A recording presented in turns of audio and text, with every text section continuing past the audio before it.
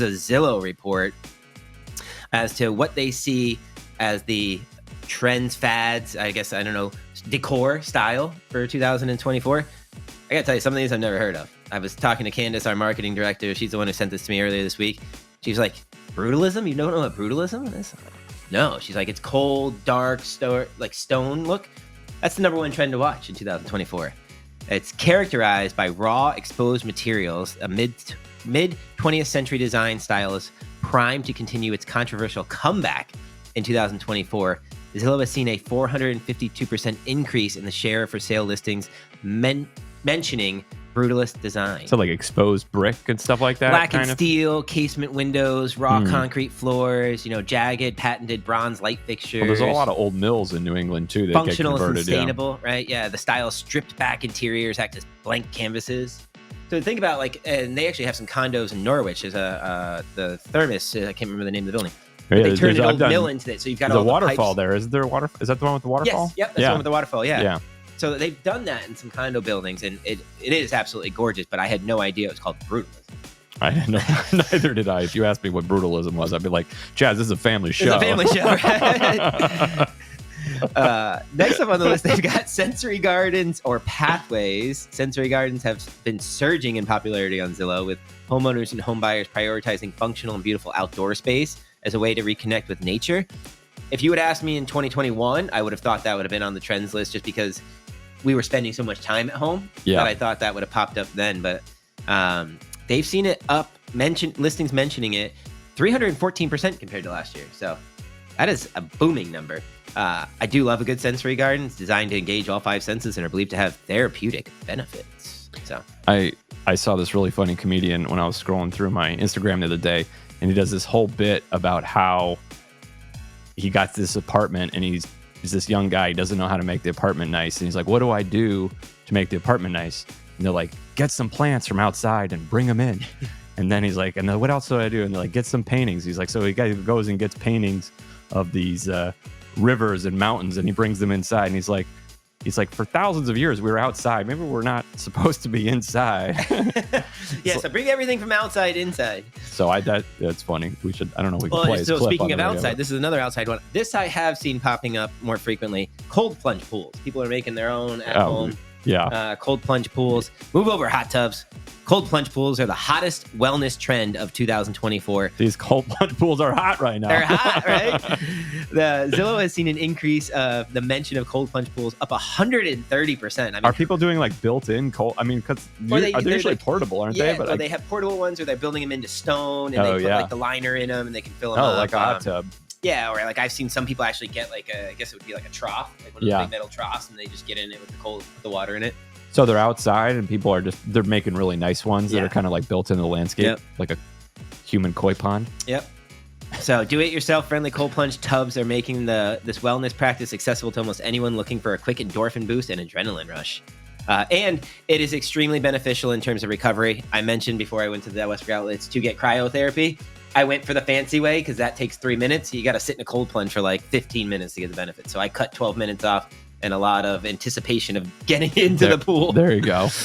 Pickleball courts. I mean, that's no surprise to me. We've got one here in Guilford, occupying, where Target's going to be going in. Yeah, they're going to be looking for a new home. You mentioned Raveis had a pickleball tournament right down in Brantford. We did. Yeah. There was a fundraiser. A lot of people showed up. I thought I was a good pickleball player, and I showed up for this tournament. And I think my brother and I played. We got beat like 2-11. 2-11. We got crushed. All right.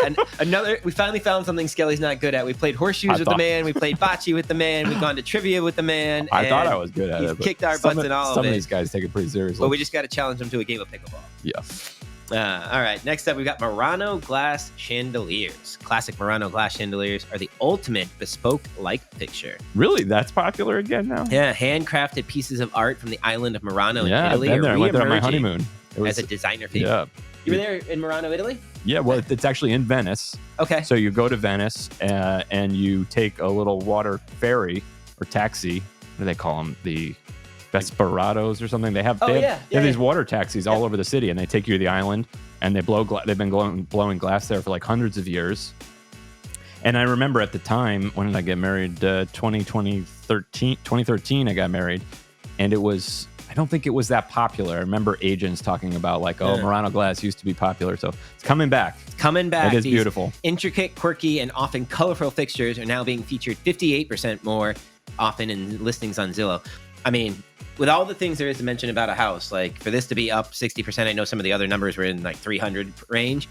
But if you're mentioning a fixture, like it has to be that impactful to be in the property description.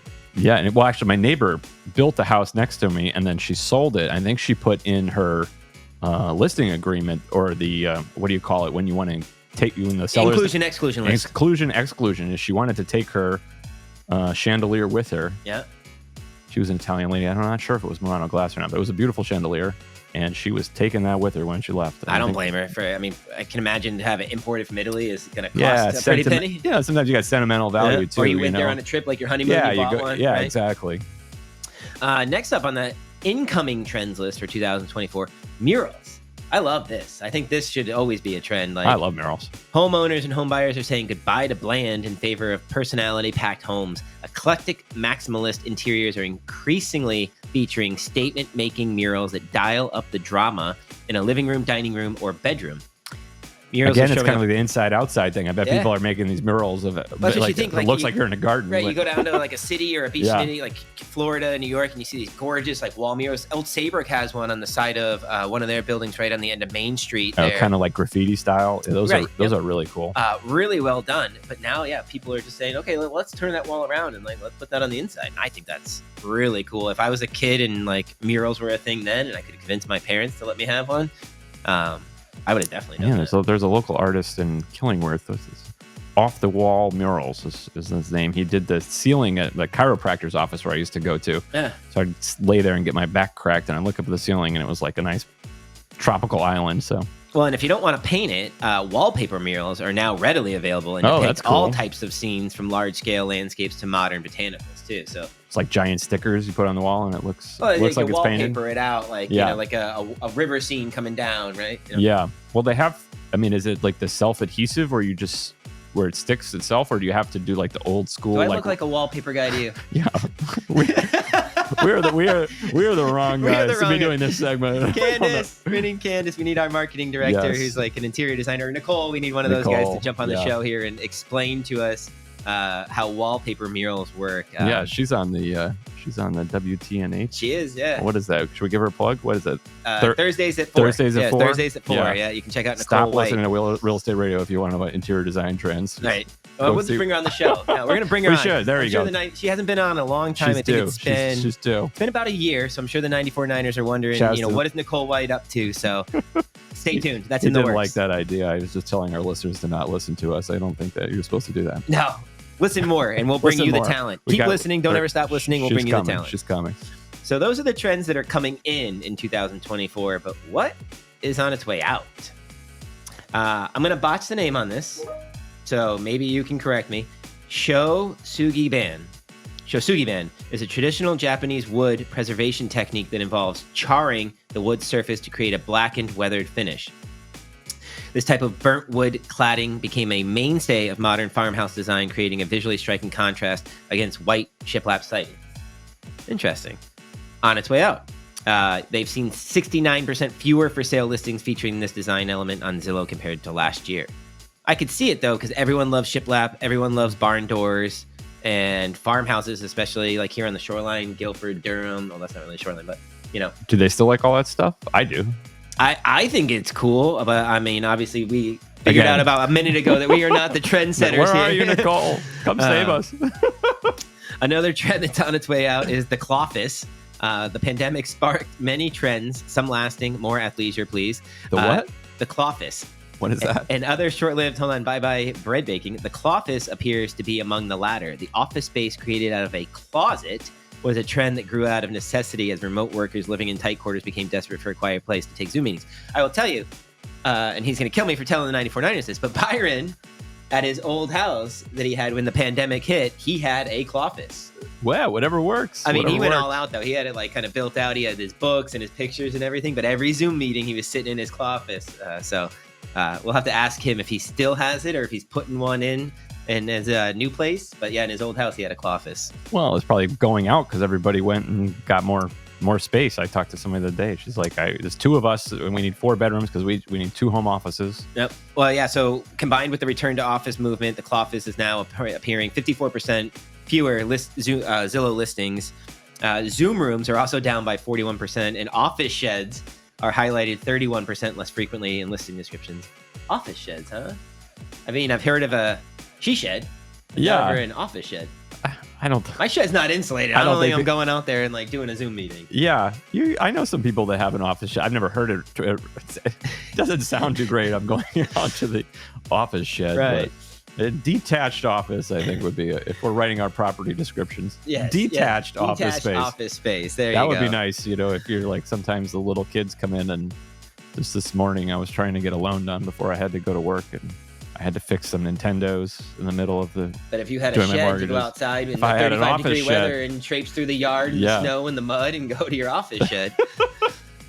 Man. I don't know if that'd be better. I don't know. But the final thing on its way out in 2024 is the Tuscan Kitchen. Wanderlust and pop culture sensations sparked a wave of destination design during the pandemic. Okay. Spaces inspired by past or aspirational travels began trending as homeowners were hunkered down at home. So they're essentially saying, like, you went to Tuscan, you loved it, you knew you couldn't get back there for the next couple of years. What can you bring into your home that represents the Tuscan experience? The Tuscan Kitchen. But now that homeowners can set off on global adventures again, they may no longer be seeking Mediterranean villa vibes. Mentions of Tuscan kitchens are down 45% from a year ago, while all things Parisian are down 26%. So there you have it. Those are your incoming and outgoing trends per Zillow for 2024. So if you're thinking about buying or selling, stay away from the